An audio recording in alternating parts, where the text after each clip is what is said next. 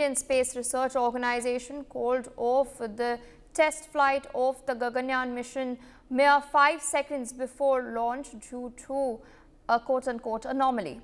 The computer, which had taken over the launch command, called off the launch just 5 seconds on the clock, as the Indian Space Agency maintains that it would review the issue and identify the anomaly. ISRO Chief S. Somnath has stated that something triggered the computer to withhold the launch, and quote unquote, ISRO will manually analyze the anomaly. Remember, viewers, we were all watching the countdown as it was taking place, but of course a mere 5 seconds before it was supposed to launch, it was put on hold and the engine ignition did not take place. This of course is the latest development that we're tracking, but joining us on the broadcast this morning to discuss more is a former ISRO scientist, Mr. Suresh Nayak. Good morning, sir, and thank you for joining us on NewsX. We have of course just witnessed the fact that the test mission has not launched, but at the same time it is a rather ambitious endeavor by India. Our space mission is full throttle. We have witnessed the success of our third moon mission. We've also witnessed the success as far as our quest to unearth the secrets regarding the sun is concerned. So what do you look forward to as far as the Gaganyaan mission is concerned? You are asking me? Yes, sir. You see, actually first let me clarify some of the issues earlier, I think, which were discussed, and I'll throw some more light on that. This particular crew escape system test is being carried at 12 kilometer to 18 kilometer height. 12 kilometer, the rocket stops its thrust by closing the ignition and it falls into the ocean, and the crew ignition system and crew escape system travels further to 18 kilometers, and from there the crew unit module separates and starts its descent towards the Bay of Bengal. Now here a few queries earlier were raised that why 12 kilometers, and it should be done at higher altitudes. But I want to explain that ISRO has really thought about it. And you see, what happens is at 12 kilometer height, when the launch vehicle reaches, its velocity is 1.2 Mach. That is something like 1500 kilometers per hour. And that is 1.2 times the speed of the sound. And that particular 1.2 Mach is a very critical velocity. And that is where, actually, if your crew escape system, that is firing of the solid motors at various stages, takes it away from, let us say, a aborted vehicle, then it will work also at higher velocities, at higher stages. And that is why ISRO had chosen 12 to 18 kilometers altitude for this test. And another thing is 12 to 18 kilometer height is also valid for other altitudes, and also it is more easier to simulate. So let me clarify that point. There need not be any concern that what will happen if we want to have this crew escape at higher velocities or higher stages, altitudes. There's no issue about it at all. Secondly, see, when the descent starts, there is a first parachute opens is called drogue parachute. Now, why drogue parachute is required, and what is a drogue parachute? Drogue parachute means it is a smaller size parachute compared to a conventional parachute.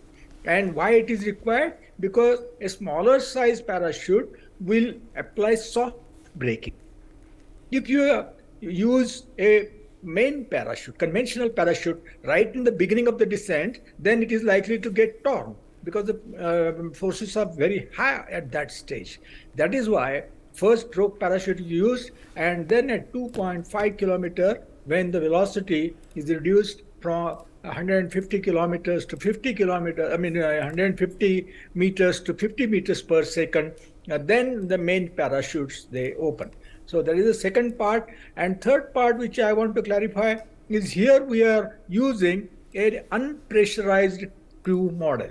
And in actual Gaganyaan flight with humans, or even without humans, but the test flights, we are going to use a pressurized crew model.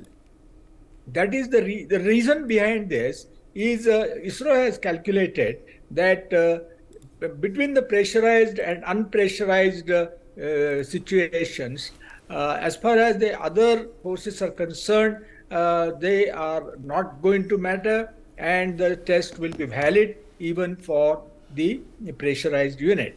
On the second hand, the next test, that is TVD2, is going to happen in the short future, and there ISRO might use a pressurized crew model.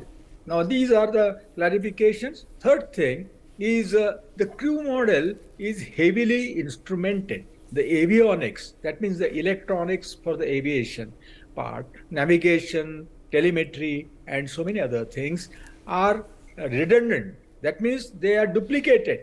If one system fails, then the other system will take over. That is because we want highest reliability in the avionics system, because then only we will get the flight data recorded, which will be very precious, and that is one of the reasons why we are carrying out the test, because this will be very useful for further testing. And then I will come to another interesting point. You see, this launch vehicle, test vehicle, which has been developed for this test, has got interesting possibilities in the future. For example, this with a little modification can go up to 100 kilometers into the space, and it can be used for space travel. If any company wants to get into that particular business of taking people for space travel, then this launch vehicle will be available. And that is another interesting possibility. So ISRO always looks at the value addition whenever they take up or develop a new rocket or any other system. So this is interesting thing. And now what I am going to tell you is the impact or important impacts this particular test is going to have. Number one, of course, it will be one of the important steps which are required to be successfully tested for actual Gaganyaan mission, that is with humans, right? And what ISRO thinks is the stakes are higher here because human lives are involved, and ISRO gives highest priority for saving the human life, and that is why this test is really very, very important. And then another impact will be then if our Gaganyaan mission, which is going to take place after 2 years, the real one, then our further dreams, which Prime Minister also has announced, that we should have our own space station in 2035, that will be also providing, the Gaganyaan mission will be providing very useful inputs for that mission. And another impact is Prime Minister has said that by 2040, our Indian should be on the moon. Now, to achieve that dream also, this Gaganyaan mission is going to help tremendously. So these are the future impacts. And one more thing which I would like to add is this is going to give a great fillip to the inspiration of the next generation. And there will be so many opportunities for employment and so many opportunities for new businesses, etc. In the space sector. And anyway, India has opened up the space sector already to private players, and this will give a tremendous boost in that respect also. So that is what I would say in short, the Gaganyaan mission's very important fallouts. Thank you. For more such videos, subscribe to the NewsX YouTube channel, hit the bell icon.